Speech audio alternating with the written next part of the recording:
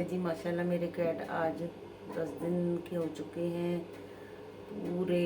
आज 10वां दिन है इनको और इन्होंने आंखें जो है वो खोली हैं और चलने की कोशिश कर रही हैं। ये देखिए इसकी आंखें मैं आपको दिखाऊंगी। ये